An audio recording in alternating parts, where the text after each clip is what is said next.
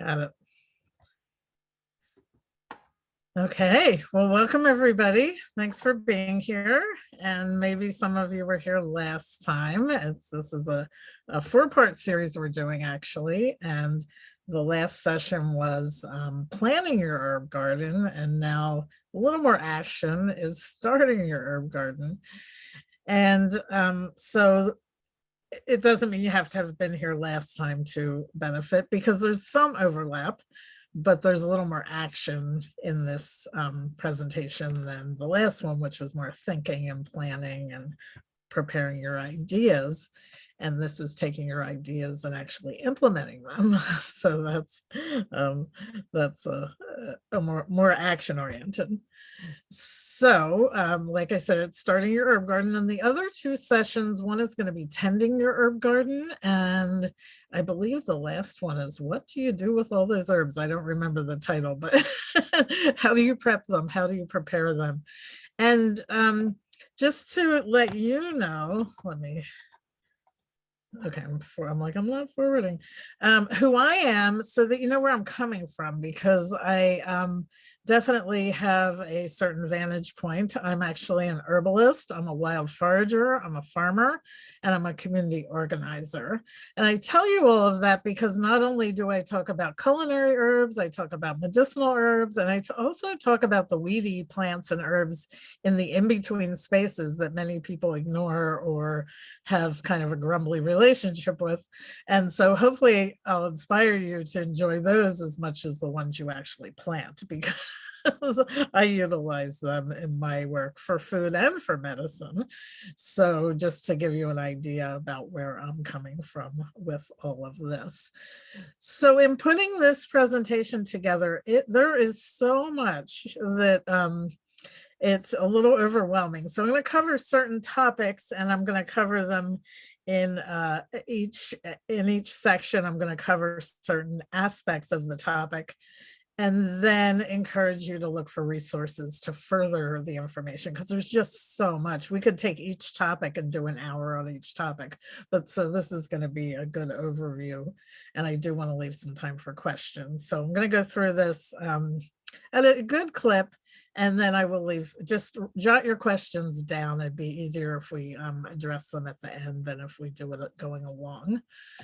So first thing, let's have a definition of herb, because sometimes people say, like, what exactly is an herb? What is the definition of an herb? So here's a decent definition: is in the botanical sense, an herb is an herbaceous plant that lacks a woody stem and dies to the ground each winter.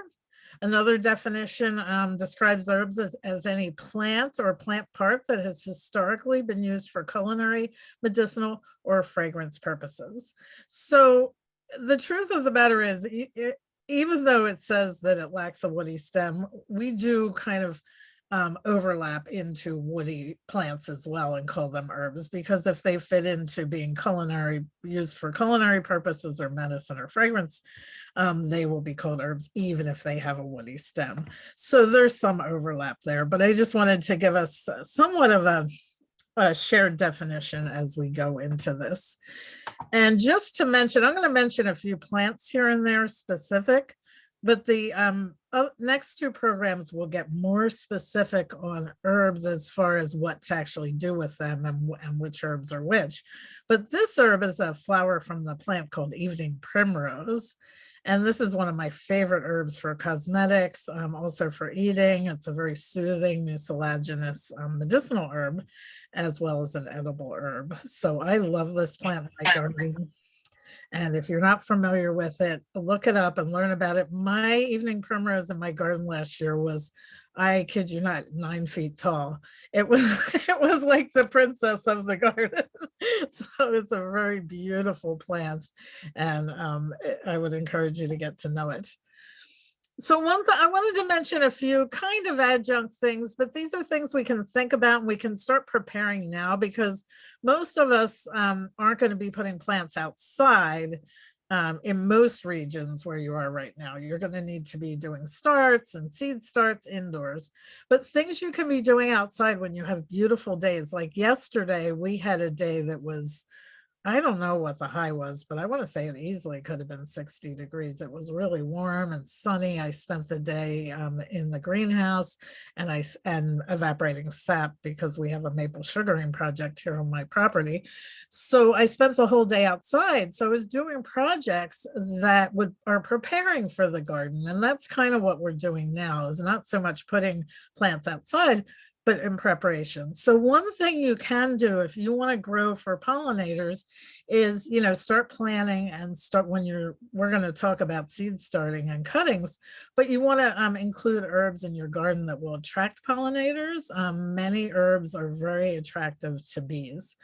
You can also start adding these now. You can add a native bee box, which is this here, and there's many ways to create a native bee box. These are our native mason bees, and here in the Midwest we have 300 native bees that pollinate different plants, and they're very unique to different native plants. So having a bee box like this that attracts a lot of different native bees really helps pollinate your herb garden.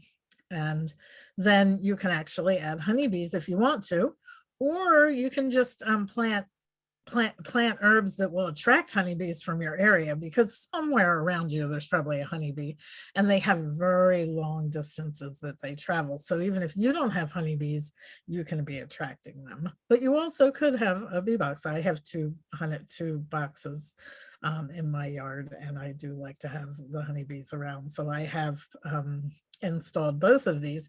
So if you're getting ready for this, you can, build your native bee boxes. You can collect old stalks. You see here, these are just old plant material that you might be cleaning up in your garden, and you can use them because that's where the native bees like to nest, inside these old branches.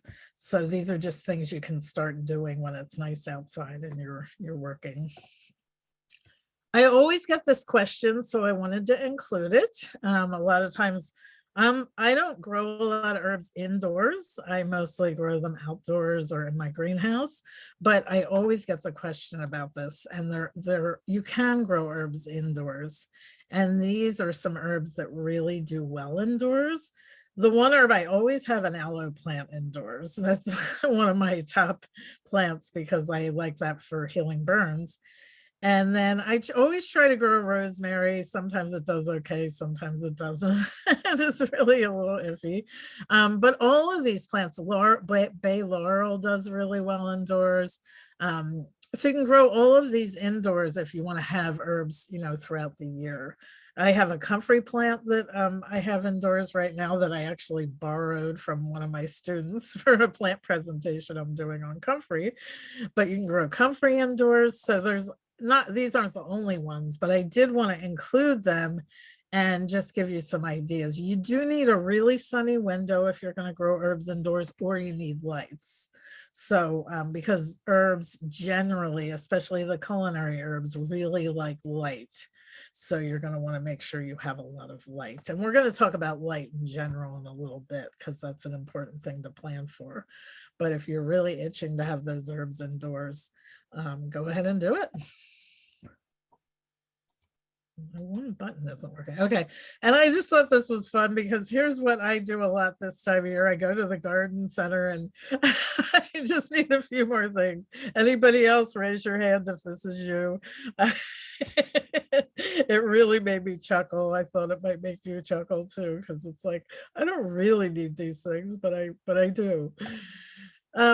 Okay, so something else you can start doing is getting your tools and your supplies together that you might need. And, this isn't an exhaustive list, but it's good to have, trowels and shovels and pruning shears. Make sure you get them sharpened. If your pruning shears were dull last year, I'm so good at doing this where, oh yeah, I'm going to get those sharpened, and then spring comes, I'm like, they're not sharp. I need so in winter, since we're not planting outside right now, it's a good time to get your tools sharpened, to get them cleaned up, to get them ready for the spring. Make sure you have good gardening gloves, clean them up if you need to, have a good kneeling pad. It's nice, to have that, have a sprinkler, have some buckets. Just get your tools ready. And this is, like I said, this is not an exhaustive list by any means. Oops, sorry, jumped ahead here. Not cooperating with me. Hold on. I can't go backwards for some reason. Come on. Go backwards. I'm going to see the presentation before I do it.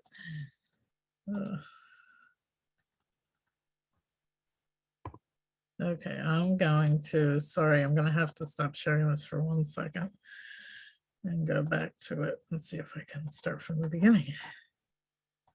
There we go. For some reason, my forward buttons are not cooperating. Oh, there we go. No, there. Okay, so your tools, I think that's pretty straightforward, but it's always good to think about because that's, stuff you can do right now to get ready since we're preparing our herb garden. The other thing you can do is start mixing soil. We mixed a bunch of soil in the greenhouse yesterday. I usually get a mixture of soil from the garden supply place that has, I like organic soil that has some mushroom compost in it, also some fish fertilizer, and then I have a compost pile myself, and I'm going to talk about that in a little while. If you don't have a compost pile, obviously you can go and purchase compost yourself, and you can get, animal manure, you can get mushroom compost, whatever it is, but if you're going to start seeds in that soil, it's important for it to be quite aerated. So just know that you want it to be lighter and not as dense as the ground soil that you're going to be utilizing. So I have raised beds in my greenhouse and I've filled them with more dense soil. And then for the seed starting, we had to have a big trough and we mixed all of the different soils. And I did use some base soil, but I used a lot of the compost and the aerated products. The mushroom soil and the fish fertilizer soil are all very nice and aerated. So you want lots of, you don't want it to be too dense. You don't want it to hold too much moisture is the thing for seed starting. If it's for your beds, that's a little different. But you can talk to your garden center and see what they have. It's all going to be a matter of what you have available and then what you're producing as well, which we'll talk about in a little bit. So that's something you can start preparing and get ready is your soil. And then composting. So if you compost, now this is what my compost, this isn't my compost, but this is what mine should look like. It needs to be cleaned up, which is why I didn't take a picture of mine. It needs to be organized. That's one of my jobs in the next 2 weeks is to get it. But this is what mine generally looks like. And I have 3 different piles. So I'm composting from last year, and that'll be my resting pile for this year. I'll have my pile for this year. I might have a finished pile. I also have a yard waste pile where I have more twigs and sticks and, that kind of stuff. And so I have several different piles and, the finished pile would go in with my soil. And so, I'm constantly, rotating the bins. And this is a system, this is an open air system, and you do need to turn it. But it's really easy to work with. You want it in the bright sun. And so this is something you can be working on. Like that's something, like I said, as soon as it's nice out again, one of my big projects is to reorganize and clean up my compost pile. So there's different approaches to composting. You can have closed bins. I think we've all seen those where you actually turn them. You can buy plastic bins. There's all different kinds. Pit composting, where you actually dig the compost into the ground, into a pit. The open bins, like I just showed you. Tumblers with the, where you actually are tumbling the compost rather than turning it. The piling, which is where pit composting is where you dig a hole. Piling is where you just create big piles. So it's just, all of those, the open bins, the piling, and the pit composting, you want them in as direct sun as you possibly can get. And then vermicomposting, and that's for those of you who have small spaces, or even if you're doing indoor gardening, the worm composting is really nice, and you can do that in bins. You can even do that in bins under your sink or in your basement. So everybody can compost if you want to. It's, you just have to and like I said, like each one of these, we could go over how to deal with each one of these types of composting arrangements. That could take a whole hour just to talk about each one of those. But the basic idea is you're putting your food waste in there. It's got to get warm and it's got to be turned so that, it's breaking down and the microbes are breaking everything down. So composting is fun. It's economical because, you don't have to buy all your compost if you're making it. And, we also, we just cleaned out my chicken coop. And so in the resting bin for this year, we put all the chicken poop in there. And so that, you can get manure from your environment if you're raising animals, or you can get from other people's animals. The other thing you can do for fertilizing is you can create compost tea. So you can take your compost and put it in, this is just like a pillowcase, put it in there, put some water in there, let it sit. And then you can create a really nice compost tea for your herbs as well. So you can start setting up your systems to create some fertilizer for your herbs. It's nice to fertilize them to adjunct your soil. And you can make manure compost. There's all kinds of things. You can use your compost pile or you can use your manure. You can also make weed tea. And that's a very common way of fertilizing your herbs. The herbs that I always think it's interesting to use herbs to nutrify the other herbs or to, heal. Herbs can be used to heal plants as well. So we've got comfrey as a very commonly utilized plant for nutrifying your soil. It's high in magnesium, phosphorus, and potassium. Stinging nettle is another one that's really helpful. That has a lot of magnesium, sulfur, and iron in it. And then horsetail, which has lots of silica, which makes the plants really strong. And then this is one of the things I do a lot in this time of year. I'll start going through all my dried herbs that I dried last year that I'm probably not going to use. And I'll start putting those in a pile. This is something you can do right now to prepare your herb garden, starting putting them in a pile so that I'm ready to make tea with those to fertilize the garden. So any herbs that I probably am not going to use, because I'll dry things and then I'll have more than I need. And that, of some herbs. And so I'll save them and put them aside so they'll become some of the weed tea or compost tea for fertilizing the garden. And it's nice because it's, it's resilient in a lot of ways. It's regenerative because you're giving back. Those plants are giving back from last year's garden, giving back to this year's garden. So these are the things about prepping for your herb garden and getting ready for it. So then and we talked about this a fair amount last time in terms of thinking about what are you going to grow? Like, what would you like to have growing in your garden? What are your goals for your herb garden? You want to think about that. Is it culinary? Is it medicinal? Is it for beauty care products? For skin? Is it to support the pollinators? So we've got all these different reasons we might grow herbs. And, I have an area for a culinary garden myself. And then, a lot of herbs I grow are medicinal because I'm a practicing herbalist. And so I like to grow the herbs that I utilize in my teas and my tinctures. And that's something we'll talk about at a subsequent session where we, what do you do with all these herbs once you have them in your garden? Because, usually if you're growing a lot of them, you have more than you think you can utilize. So learning to do things with them is really fun. And watch out, it can become it can take over your world if you let it. So not only might we grow one particular herb, but we also might grow different kinds of the same herb. So basil is a good example of this.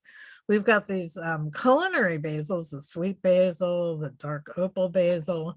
And then we have Tulsi, which is actually a really wonderful medicinal basil, which is an adaptogen, which helps us deal with stress.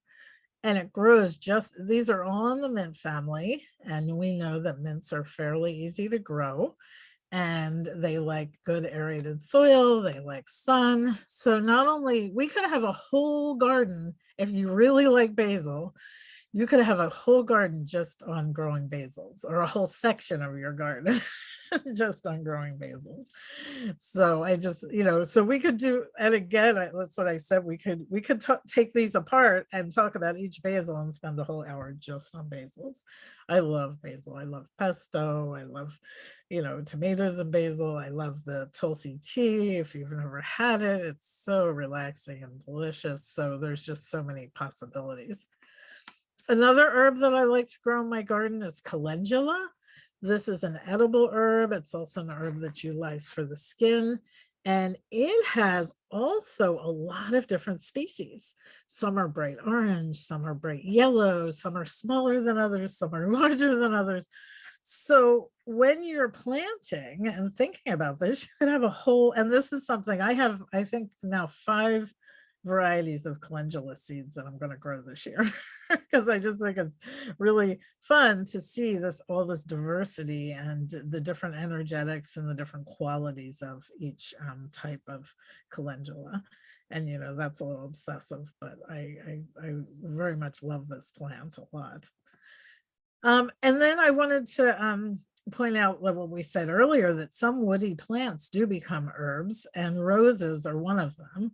I love roses. Roses you can harvest the leaves for tea. You can harvest the petals to make facial products, or they can go in tea as well. The fruit of the rose, the hip, is actually an herb that's healing to your digestive system, and it's nourishing. So that's something I like to grow a lot of roses. That's a big section in my garden are roses, and I'm planting them actually in different places on my property, different species, different varieties of roses for different reasons. St. John's wort, or Hypericum perforatum, is a medicinal herb that is utilized both topically and internally. I'm sure when we talk about preparations, we'll go into this plant in more depth. It's an important one in my apothecary. But I wanted to point it out as far as if we're prepping our garden and preparing and deciding where we're going to put things, this herb is a sun-loving herb, and so is calendula. So they're going to be in similar areas in terms of their light requirements. And that we're going to talk about light in a little bit, because that's an important thing to start prepping as you're building your beds, which we'll also talk about, is thinking, where am I going to put this bed? And which herbs are going to go in this bed? The herbs that really need a lot of sunlight, or the herbs that are, can tolerate moderate light?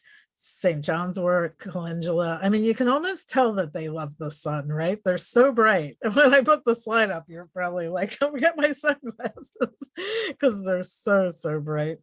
And one thing I want to point out about this plant, just because I love it, not because it means anything at the moment, but for identification purposes, if you see these little red dots all over this plant, that is actually specific to this plant. Those oils are part of the healing properties of the plants. It's an oil called hypericin, and it actually is what part of the medicine. So you harvest this plant when it has those little red dots on it on purpose. And the sun, the brighter the sun, the more intense the sun, the more of that red oil will be there. And that's important for the medicine of this plant. So that's something, as you're learning, and I'm not going to go over every herb and point that kind of thing out, but when you're planting an herb and it needs to be in the sun, and you want it to get really good intense sun, because it's going to potentiate its medicinal values. And that's true, for some plants, and this one in particular. I wanted to show you this plant. It's called jewelweed. Its botanical name is impatiens, and there's several different species. But I wanted to point this out because this is a soggy wet loving plants. So if you have an area that's very wet, because most of the culinary herbs and the drier herbs like St. John's wort and calendula, they don't love wet areas. You want them in drier soil. I mean, they need, of course, they need moisture, but they don't want it to be soggy wet. This plant loves soggy wet places. So if you have a place in your garden or on your property where you want to plant a medicinal plant that loves water and loves the soggy areas, this would be one of the herbs. And this plant, if you're not familiar with it, is used to treat poison ivy rash. So that's a good one to know about. It's a good one to have in your repertoire. And actually, it can be utilized to heal any plant contact dermatitis. So any irritation from plants, this can help to soothe that and heal it. So this is a good one. And like I said, the reason I wanted to show it to you is a lot of times people will ask me, what about herbs for shady areas? What about herbs for wet areas? And this would be one that doesn't mind a little bit of shade and likes damp. And this herb, bloodroot, Sanguinaria canadensis, is one of our ephemerals that grows in deciduous forests. And it too is a, it likes the sun, and it comes up in, ephemeral means fast. And these plants come up in the very early spring before the trees leaf out in the deciduous forest.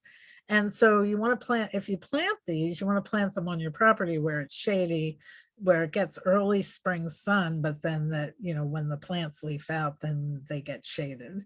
And so they go from emerging from the ground in the very early spring to going to seed pretty much in like 30 days, because once the trees leaf out, they can't photosynthesize. So these are great herbs, and there's a whole bunch of them, but I just wanted to at least bring this one up. But if you look up ephemerals and study ephemerals, you'll find a bunch of them that can be grown, and a lot of them are medicinal, like bloodroot and blue cohosh, black cohosh, ginseng, golden seal. So there's a bunch of them that you could bring into your garden if you want, you know, from a medicinal standpoint. Okay, so those are some of the plants and some of the requirements. And this is just a very short list. I just wanted to give you some ideas of things you want to ask. So you want to ask, you know, if you're looking for plants that are shady, or if you have a plant, you want to say, what does this plant like? Does it like light? Does it not like light? Does it like wet? Does it, you know, so you want to ask those questions as you're going along. So those are just a couple examples. So let's just talk a little bit more specifically about light. When you're preparing your herb garden, you want to make sure that the culinary herbs, especially the ones that we're most familiar with, sage, basil, rosemary, thyme, they like light. They like really good drainage. And so you want to pick a space where they're going to get all of that light, and they're going to get at least 6 to 8 hours of sunlight. Some herbs are okay with partial sun, like oregano and chervil are two that do tolerate some partial, where you have partial sun and a little less light. So that's, you know, those are herbs you can put in a shadier place. Some that have some flexibility around light are chives, coriander, mint. Mint's pretty forgiving, right? If you've ever grown mint, you know, mint doesn't, it tolerates a lot of different things, and it even, you know, it takes some abuse, if you will. It really holds its own. So mint is good. So some of those herbs will have some flexibility in their light requirements. Sometimes they will do better if they have a little more light, but sometimes, you know, in a shady place they'll do okay.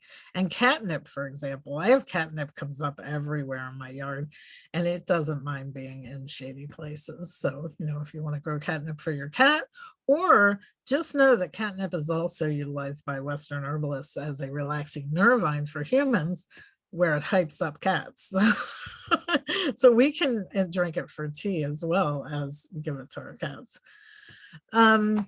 So again, this is another example of plants that like shade, and some of our understory plant. I grabbed this picture off the internet. This is one of our ephemerals. This is one of my all-time favorite plants, so I had to show it to you.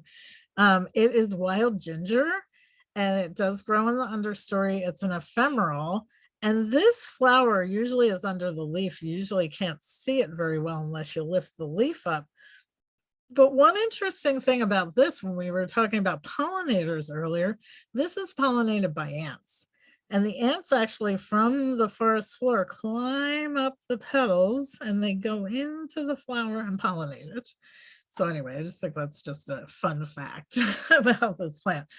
But if you look over here, all of these plants that I've listed here, and I'm not going to go through each of them because that would take a lot of time.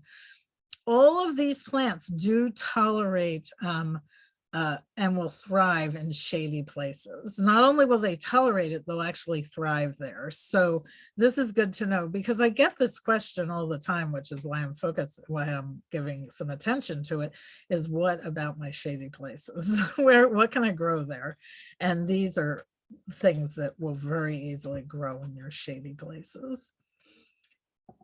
Okay, so that was the kind of a brief thing about light. And you want to think about light, so you want to start preparing your beds in the right places for the right plants. And that's your action step right now, as you're preparing your garden. The other thing we'll do to prepare plants is to get the plants ready. So, how can you can start seeds. You can take cuttings. Most herbs you can take cuttings, some of them a little trickier than others, but for a lot of them you can take cuttings. And then you can go buy starts, of course, like there's people in their car with all their plants that they coming from the gardening place. So we started a bunch of seeds in my greenhouse, and this is my first year for this greenhouse. I've had greenhouses in the past. It's always a learning curve with a new greenhouse, trying to moderate temperature and that kind of thing. But if you're going to start seeds, you do need good light, and you need to be able to keep them at least at 55 degrees overnight, and 65, 75 degrees during the day, so they can germinate and thrive. And they shouldn't have to stretch too far to get the light, because if they do, they become very leggy. So if you're going to start seeds, you have to make sure you have the right environment to do that. Windows sometimes will work. It depends on how sunny it is. A lot of people, if they start them actually in their house or in a workshop or in their basement, they'll use grow lights. Like I said, I'm growing in a greenhouse this year, and I'm starting my seeds now. Somebody was asking about seed starting. You want to start them. A lot of times you can look at the seed packet for the particular seed, and they'll say sometimes start 4 to 6 weeks before your last frost date is estimated. And we'll talk about frost date in a little bit. So you want to find the last frost date for your area, and think about how long you're going to need, to get your starts going if you're going to start with seeds. And just to mention to people who did not hear, that the Oregon Public Library does have a seed library where you can swap out seeds. So take advantage of that. And if you're not a member of that library, see if your library has one. I think that's a really cool thing that libraries have started in the past few years, are seed libraries. So in the fall, if you have extra seeds, you can take seeds, you can borrow them. So you'll need that date to determine. That's why when that question came in the chat about when to start seeds, what I said was it depends on where you are. So you need to find out when your last frost date is and when you should be starting your seeds, and look at your particular seeds in your seed packets, because some take less time to germinate than others. So you can also look at the Old Farmer's Almanac is a good place to go. They have an online resource you can go to, or you can get the almanac. I'm not sure if the libraries actually get the almanac every year. I would guess they probably do. So you could, always, you can take books out of your library if you if you aren't going to purchase them. I'm kind of a book hog, so I like to have my own library. So there's a couple of things about seeds that you want to know about. If you've never heard this term called stratification, in nature, seeds actually have requirements in order to germinate. So some of them have harder casings, and they need to be treated in a certain way. Some of them need to go through a cold stratification process. So if the seeds drop, like calendula is a self-sowing annual. If you let your calendula seeds plants go to seed, they'll drop on the ground. They go through a cold stratification through the winter, and they will sprout in your garden in the spring. And so they need that cold winter in order to do what we call stratified, to be prepared to break their dormancy in the spring. So they go into dormancy in the winter, and then when things start to warm up in the soil, they go, oh, it's time to wake up. And then they wake up, and they have to have that cold in order to do that. So you can artificially do that if you have seeds that have that requirement by putting them in the refrigerator. And so you can put them in a little bit of wet paper towel, put them in the refrigerator, put them through the cold stratification, then bring them out, and then, put them in your soil. Some plants require what we call scarification. And let me see. Okay. I skipped over this slide. I should have said those things while we were here. So just to reiterate that cold stratification before we go into scarification, this is how you would do your cold stratification. Get some damp paper towels, put your seeds in there, put them in the refrigerator, and then they'll go, it'll be just like they went through winter to prepare them. Scarification is where you take the seed, and these are seeds that have a much tougher coating. You have to actually rough them up a little bit. A lot of these seeds get eaten by birds, and the birds, stomachs will rough them up, and then they'll, poop them out, and that's how they get scarified in nature. So we are doing the action of scarifying if we need to. So you just have to read about what the requirements of that particular seed are. And that's what I said earlier. Seed starting can be a whole class in and of it. Seed collecting and seed starting can be a whole class in and of itself. Fascinating. And then cuttings. Now, you can take cuttings of a lot of herbs. Mints will cut. Even if you go and buy a little packet of fresh herbs, they sell in the produce department at the store. Buy some mint, put it in some water. It'll root. So it's kind of fun to do that. Basil will root. Basil isn't mint, it'll root. Rosemary, usually with rosemary, I don't put it in water. I put it in some perlite, and because it needs like a lot of aeration, it prefers not to be too soggy. So you just keep it real damp, so you can sprout rosemary. And you can do it for your own plants, but you can also purchase, like I said, you could just go purchase the culinary herbs in the produce section and do cuttings, or do cuttings from your friends. If your friend has some indoor herbs, go and get some cuttings. And we don't often think about doing that. I did some willow cuttings yesterday. I took willow and I put it in water like this. And I'm going to be growing willow actually for medicine and for basketry. So I do a lot of willow baskets. So I'm going to be growing it for that as well. But don't rule out cuttings as a possibility. And that's an inexpensive way to start your plants. So, if the most expensive way to grow herbs is to buy starts that somebody else started, because it's a lot of work.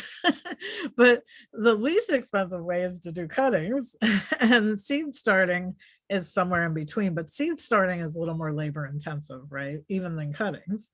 Cuttings are, not too labor intensive, actually. It's just timing, because you want to get them in soil. Then when they establish a nice root, then you want to get them into soil and start them from there. And as we talked about before, you want to pay attention to temperature. So the cuttings and the seed starts, they need to be kept at about 65 to 85 degrees, depending on the plant. They have to be kept inside until the last frost. You can start hardening them off as you get closer to the last frost. You can take them out and you can start putting them outside periodically, but you don't want to leave them out overnight because usually the temperatures drop significantly overnight. So you just put them out for a couple hours during the day. That's called hardening them off. So they'll get used to being outside. And then growing zones. This is another important thing. You want to know what your growing zone is. So I am in growing zone 5. I think we're 5A now. I bet you we're going to be 5B pretty soon because things are changing rapidly. But some of the perennial herbs that grow well here in my region, which there's plenty, I just gave a couple examples here, are echinacea, bee balm, blue vervain. So these do really well in zone 5. So I know that I can grow these these are perennials. Of course, you know, like calendula is an annual, that also does well as an annual here. Tulsi or holy basil is an annual here, but I visited Hawaii a couple of years ago and it's a perennial there. So it depends. That's why it's good to know your growing zone to know what the plant's habits are in your area. So with holy basil here, we want to be collecting the seed in order to to have it for the following year. But in Hawaii, it's perennial and it just keeps growing. So you just clip it back.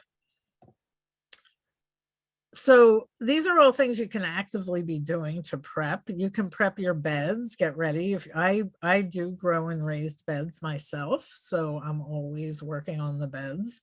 I've always got something to do, whether it's cut back old plant material or I don't do my cleanup until the spring so that the insects that live over winter in the plants can stay there. So I wait until it gets warmer to start cleaning up. And then, I'm putting in new beds a lot of times. And so you can start working on sunny days. You can start working on your beds. If you do raised beds, maybe you just do raised mound beds. Maybe use rocks and stones. You can start preparing those. So whatever you're utilizing, that's something you can start doing now in preparation for your herb. Herbs do great in raised beds and they're easier to harvest in raised beds. So I'm a big fan of growing them in raised beds. And then last time, anybody who was here may remember I talked about the spiral herb garden. And I always bring this up because this is one of my favorite ways to grow herbs. And this is kind of a mini manifestation of everything we just talked about. So you have to take into consideration light. So the herbs that like a lot of light go on the top of this type of garden. The herbs that like shade might go more in the back. The herbs that like really dry feet or, like good drainage go on top. The herbs that like a little more moisture might go on the bottom. So this is like a really interesting manifestation of all those things that we just talked about. And I have built a bunch of different raised spiral gardens. And I pulled this picture off the internet only because I really like that flat stone. And I think that's the one I want to do next is to get some of this flat rock. Because in the past, I've done it more with boulders and it's a little trickier, but I think this would be really fun to build one like this. So, there's so many different plans. You can look on the internet if you want to grow a spiral garden. And these are so nice. You can plan it and design it and get it ready. For when you're ready to install your plants, you can start getting it ready now. And a good place for this, since you'll often put a lot of culinary herbs in here, is right outside your kitchen door, where you can get to it really easily. And it looks really beautiful. So you can put it in a place that's decorative, that's appealing, that's, where people will see it because it's just really beautiful. So the other thing we can be doing right now, which I always leave my plant debris for the insects and birds to overwinter. Birds are eating the seeds from the plants. So I like to leave it. So my cleanup starts to happen this time of year up until, we have our last frost. So if you're going to expand your garden, you can be preparing that. You can be out there just clipping things and cleaning them up. These are things, we can start doing now as we're getting ready to start gardening. Your checklist, you might want to prune your shrubs, remove any winter mulch that you put down. A lot of times for the perennial herbs, and especially a little more sensitive perennial herbs like lavender and even your garden sage, I do heavy mulching around them in the fall. And then I might remove some of that mulch as it gets warmer. So that's something you can do. But that helps them to overwinter better, is if you heavily mulch them so they stay nice and warm. Brush back the leaves, pull any dead annuals that are there. So, the seeds that have, if there are any seeds like the calendula that are going to self-sow, that they have room to do that. Remove the dead growth from your perennials as well. Pull any, what never goes away in my garden, even in the winter, I have a lot of creeping Charlie. So I'll be out there this time of year just pulling it out. Now, creeping Charlie is an herb. It's great for the digestive system. It's a mint. So it's not my enemy, but I do try to keep it in check. And this is a good time of year to start keeping it in check. And one way I keep it in check, just for those of you who might have a similar challenge, is I let my chickens in my garden this time of year to scratch it up, and they help. So I'm like, okay, girls, it's time to work. So I'll put them in the garden and they go in there and they scratch it up. And they'll do that if you have a plant that you have more, because I don't like to see plants as an enemy, because they all have their role. But if you have a plant that you want to diminish or you want to minimize in your garden and you have chickens, put them in there this time of year, because they'll scratch that up and they'll make room for the other plants to come through. So I love putting my girls to work. Get your edge garden beds ready. If you're doing some edging, get that ready as well. So those are some of the things you can, create your checklist and start getting everything ready. Because once you're ready to put the plants in the ground, that's a whole big task in and of itself. And if you have all this other stuff done, then you're ready to go when the last frost happens. So here are some resources. I've mentioned a lot of these as we've gone along. And this is just a short list of resources. There's tons of other resources out there, but I wanted to give you kind of a nice overview. Some things like the Farmer's Almanac, which talks about weather and also talks about growing zones and that kind of stuff. The Herb Society of America is a really good resource, both their website as well as their local chapters. They have chapters all over the country where people meet and gather and share ideas and resources.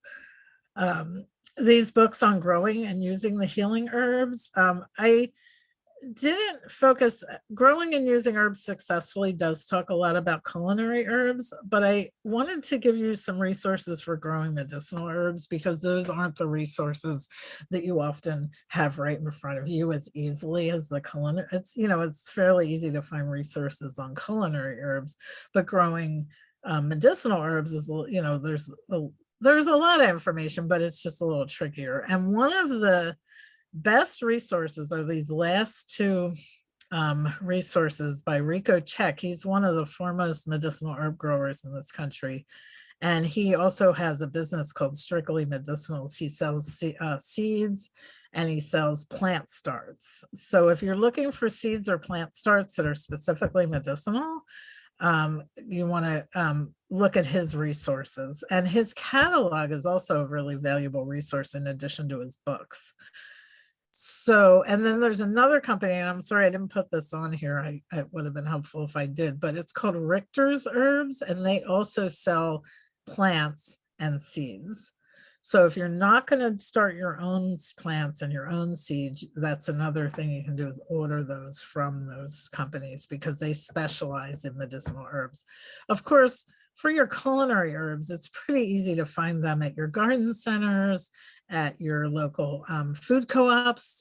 Where I live, here where I live, we can usually find them at the food co-ops and the garden centers for your sage and your basils and your thymes and those kind of things. But I'm talking about, for the medicinal herbs, the unusual herbs. So I wanted to leave it open for questions or comments if anybody has anything, because that was a lot. I covered I kind of didn't want to go too heavily into each topic because there's so much, but I wanted to give you an idea of what you're going to be looking for. So, but if anybody has any specific questions that you would like me to address, I'll be happy to do that now.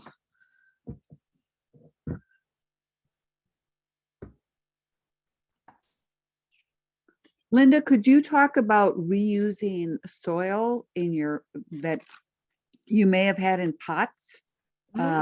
You know, like pots that I used last year that still have some soil in them. Do I have to toss that out, or can I reuse that? Or Well, it's a mixed thing. You want to look at, is that soil healthy? Has anything happened to it? Because, sometimes you'll see that it might have some, like some fungal growth on it. If you see anything that you don't want, you could put it in your compost pile, because if your compost pile gets hot enough, then that'll cook anything out of it. So if you're unsure about it, I would just throw it in your compost pile, because as long as your compost pile gets hot enough, it'll take care of anything that's in the soil that you don't want. The only thing, I haven't had this encounter myself, but we do have them in this region, are the jumping worms. So you really want to make sure you don't have those. I'm very curious about whether chickens will eat those. So that's something I want to start asking if anybody's had any luck with their chickens or guinea hens eating the jumping worms, because that's one strategy that might work. But yeah, if it doesn't have jumping worms in it, then just throw in your compost and let it heat up, because if it gets hot, then it'll kind of sterilize it and break it down, and then it'll be ready for reuse.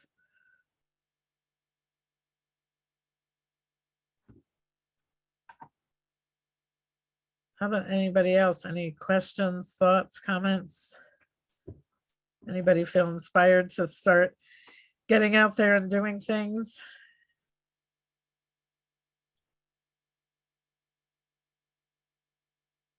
It's so interesting because so much of getting ready right now is getting ready. Really thinking it through and prepping it and getting things ready, ahead of time, which I know the first time I ever put it together in herb garden, it was more of like, I just did it at the last minute. I didn't think it through. And then over the years, I've started to think it through more, so that, the aesthetics are better, and accessibility, that I'm thinking about, how am I going to be able to access these herbs, fairly easily. How are they, what is going to grow well together, in what location. So there's all these things, that I'm thinking about. I also do some companion planting in my orchard, like I grow comfrey and mushrooms in my orchard to help nutrify the soil, but then I also get the mushrooms and the comfrey for my herbs. So you could also call that stacking, and that's another thing I didn't really go into here, but it's a really interesting thing. Herbs lend themselves really well to stacking. So, you grow things that grow larger, like trees, and then you grow things under the trees that nutrify the soil, but they also contribute and can be healing herbs or edible herbs or mushrooms. So there's all of these, things we can do to have an integrative garden, and not necessarily have just a road garden, because for diversity, and for our pollinators, and for even the plants to grow well together, you want lots of diversity and lots of layers to it. So those are things you want to think about as well. And I have an integrated system where I have chickens and ducks and rabbits and all these other pieces, and some of you might not have all of that, but you can see that's why I brought in even the indoor growing system, because you could have a vermiculture, worm bin with your indoor herb garden. Be fertilizing your soil with your compost from your worms. So you don't have to have a big space to do this, or just having a window box, or herbs are pretty forgiving in that way. We do have a raised hand. Yes. Gail, did you have a question? Yeah, thank you. And thank you, Linda. This has been just great. You really had me cooking along here. Nice. Wonderful. I have three questions, so I'll just ask the first one, and that is, you showed us this beautiful spiral garden And I'm in an urban setting, you know, very little property around me, but I would love to I'll say stage my herbs in a Mhm. beautiful way, like you showed with the herb garden. Do you Right. have any other thoughts about how you can make things so, you know, the herb garden so attractive? Yeah, you know, and maybe, you know, in a very small space. Yes, and I don't know how small your space is, but one thing about the spirals is they can be pretty small if you want. They can be as big as you want or as small as you want. You design it. But the other thing is you can do layering, you know, where you have maybe some raised, small raised beds that are, you know, kind of tiered. So people will do that as well, small boxes that stack on top of each other and, you know, are graduated. So that's another way to do it. So it depends, you know, you have to look at your space and then see what, you know, what's going to fit there. But there's lots of creative ways. And, you know, you grow your taller herbs in the back and your, you know, shorter, smaller herbs in the front. And that, you know, that works pretty well. Okay, that's great. I like that idea of tiering. Could probably, to do things vertically is what I need, because I really do have a Yes. very, very small property in Madison. Yes. Yeah, Yeah. vertical is great. And, you know, permaculture, if you look at some of the permaculture strategies, they're great at stacking and doing things vertically. So you could just look at some of the ideas from the permaculture world. That's that. Thank you for that too. And that kind of leads me into the second question I have about what is vermiculture? Is that about Verma, vermiculture, and yes, how is that different from permaculture? yes. Permaculture is a philosophy for Okay. creating permanent agriculture. Vermiculture is worm composting. So you can have, you know, these red worms that eat your compost, and you can do it in bins. Like you don't, it's not like your earthworms that you do, you know, that are out in the soil. The red worms can be in a bin and you feed them your compost and they turn, you know, you feed them your food scraps and they turn it into compost. Okay. And So, that is great for small spaces for composting. so would that be a part of the compost pile then, to have the worms in the compost pile? Is Um, that the idea? no, the Where are idea they? is that you can do that indoors because you can do it in bins. Oh, Usually I don't see. put the red worms in a compost bin because you'll have earthworms in the compost bin. But you can purchase the red worms that specifically quickly break down your food waste and create compost in like tote. You can use a tote, depending on how much room you have, you can use a bucket. And you know, you continually turn it and you sift it out, and then you keep feeding them, and they break it down a lot faster than earthworms actually. So it's a really great system. Oh, okay. So it's red worms that you use Yes, for vermiculture. right. And it's a whole system. So you can, again, you can spend a whole bunch of time just learning how to do that. But it's, if you have a small space, it's good for small spaces. Okay. Yeah. Great idea too. Last question is about composting. You know, your 3 bins look great, but not on my property because Right, I right. don't have any room. You Yes, know? yes. So I'm just, what can I do to really have a magnificent composting system here for in my beds that I have around the house? Well, I think one of the big things is to look at the vermiculture, especially for a small space. Another thing is to do that pit composting where you dig down and you put some of your compost in the ground and let it, you know, degrade there. But you do need a sunny spot. So, you know, you want to, sometimes people don't want to put their compost bin in their sunniest spot because that's where they want to garden. So it's kind of a catch-22 because you need your compost pile to get hot. So it's like this catch-22, if you will. So you kind of have to look at it and brainstorm what's the best thing for your place. You could get a tumbler too. They make small tumblers where, you know, you turn it. If you can find one that, you know, that fits in your space, that's another option. You could purchase a tumbler because that you're turning it all the time, and that, you know, breaks down fairly quickly as well. And again, that does need to get warm though, so you have to keep that in mind. Okay. Thank you very much. I have a compost bin, that Madison sold to people way back when. Mhm. But is that certainly is not as good as a tumbler, just the old standard, plastic Yeah, see, the compost problem bin. is a lot of times people don't put those in a sunny enough place and they don't turn them often enough. That's my situation. Yeah, so you have to be, put it in a really sunny place and be really diligent about turning it for those to be effective. Mm, So, that's why we don't really get much out of it. yeah, That yeah. explains that. So y- Yeah. You might be better with a tumbler or the vermiculture. Okay, I'm going to look into that. Thank you. Yes, you're welcome. All right, anybody else, or are we good to go?